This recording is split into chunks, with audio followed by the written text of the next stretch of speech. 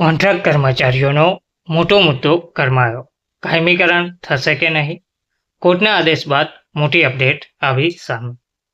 નમસ્કાર મિત્રો, સ્વાગત છે તમારું અમારી યુટ્યુબ ચેનલ. મિત્રો, કોન્ટ્રાક્ટ કર્મચારીઓનો મુદ્દો હવે માત્ર એક માંગ રહ્યો નથી.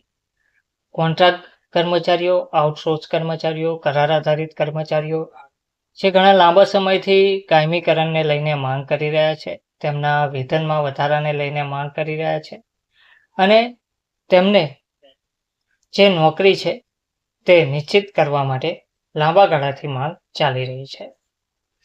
લાંબા સમયથી કામ કરતા હોવા છતાં પણ તેમની નોકરીનો સમયગાળો નિશ્ચિત નથી. કરાર પૂરો થતાં ગમે ત્યારે તેમને નીકાળી દેવામાં આવે છે.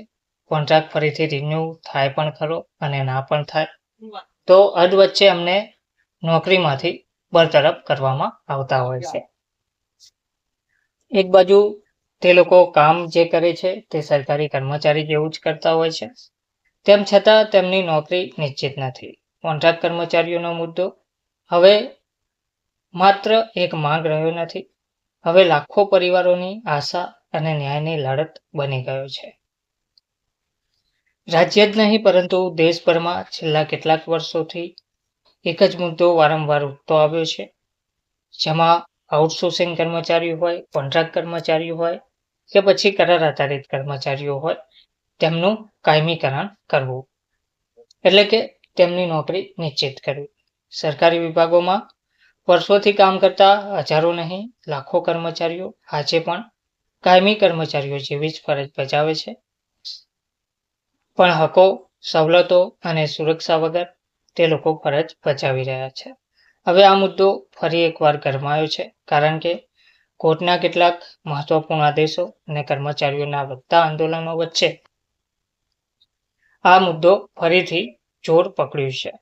હવે કોર્ટ દ્વારા શું કહેવામાં આવ્યું છે? કોર્ટ દ્વારા શું કહ્યું છે? તો અદાલતો અનેક વખત કહી ચૂકી છે કે એક જ પ્રકારનું કામ તો સમાન વેતન અને હક મળવા જોઈએ. એટલે કે લાંબા ગાળાથી કર્મચારી એક જ પ્રકારનું કામ કરે છે તો અમુક નિયમો લાગુ કરીને તેમને સમાન વેતન અને સમાન હકો મળવા જોઈએ. કેટલાક કેસોમાં કોર્ટે સ્પષ્ટ સૂચના આપી દીધી છે કે લાંબા સમયથી સતત સેવા આપતા કર્મચારીઓના હકોને અવગણવા યોગ્ય નથી. પરંતુ કોર્ટ દ્વારા દરેક કેસમાં કાયમીકરણનો સીધો આદેશ આપ્યો નથી. સરકારને નીતિ બનાવવાની જવાબદારી સોંપવામાં આવી છે. હવે આ કારણથી સરકાર પર જવાબદારી વધી છે. તો હવે સરકારની જવાબદારી શું છે? હવે પ્રશ્ન આવે છે, શું સરકાર પાસે સ્પષ્ટ નીતિ છે?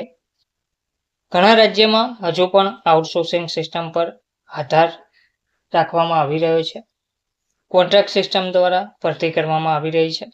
સરકારનું કહેવું છે બજેટ મર્યાદા, પ્રશાસનિક જટિલતા અને નીતિગત મુદ્દાઓ નડે છે. પરંતુ કર્મચારીઓ કહે છે અમે વર્ષોથી સેવા આપી રહ્યા છે તો હક કેમ મળતો નથી?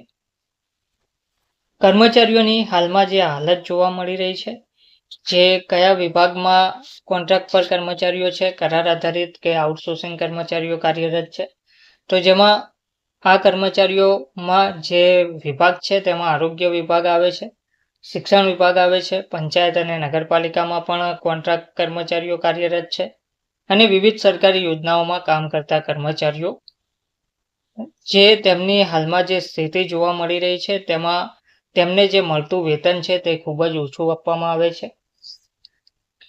તેમજ તેમની નોકરીની કોઈ ગેરંટી નથી. કોઈ પણ નોકરીની તેમને ગેરંટી મળતી નથી. ગમે ત્યારે તેમને છૂટા કરવામાં આવે છે. પીએફ, પેન્શન, મેડિકલ જેવી અન્ય સુવિધાઓનો પણ અભાવ જોવા મળતો હોય છે.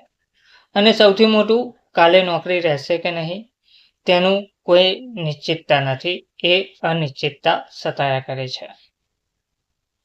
તો હવે પ્રશ્ન એ થાય છે કે મુદ્દો ફરીથી કેમ ગરમાયો છે? તો તાજેતરમાં જ વિવિધ યુનિયનોએ આંદોલન તેજ કર્યું છે. સોશિયલ મીડિયા પર મુદ્દો વાયરલ થયો છે. કોર્ટના આદેશો પછી આશા વધી છે. હવે દરેક કર્મચારીના મનમાં એક જ પ્રશ્ન ઉપસ્થિત થાય છે કે શું હવે કાયમીકરણ થશે? સંભવિત અસર શું જોવા મળી રહી છે? જો કાયમીકરણ થાય તો લાખો કર્મચારીઓને સુરક્ષા મળશે સરકાર પર આર્થિક ભાર વધશે, પરંતુ સિસ્ટમ વધુ સ્થિર બનશે અને જો નહીં થાય તો આંદોલન વધુ તેજ થશે, કોર્ટમાં કેસ વધશે અને અસંતોષમાં વધારો થશે. તો હવે પ્રશ્ન તે પણ આવે છે કે શું વર્ષોથી સેવા આપતા કર્મચારીઓને માત્ર કોન્ટ્રાક્ટ તરીકે જ જોવામાં આવશે કે પછી સરકાર કોઈ મોટો નિર્ણય લઈને લાખો લોકોની આશા પૂરી કરશે? આ માત્ર નોકરીનો મુદ્દો નથી, આ છે માન, હક અને ભવિષ્યની લડતનો મુદ્દો. શું તમે પણ માનો છો કે કોન્ટ્રાક્ટ કર્મચારીઓનું કાયમીકરણ થવું જોઈએ? તો જરૂરથી તમે કોમેન્ટમાં જણાવજો. અને આ વિડીયો જો તમને ગમ્યો હોય તો વિડીયોને લાઈક જરૂરથી કરજો. વધુને વધુ કોન્ટ્રાક્ટ, આઉટસોર્સ અને કરાર આધારિત કર્મચારીઓ સુધી શેર કરજો અને આવા જ વિડીયો જોવા માટે ચેનલને સબસ્ક્રાઈબ કરવાનું ભૂલતા નહીં. ફરી મળીશું. ધન્યવાદ.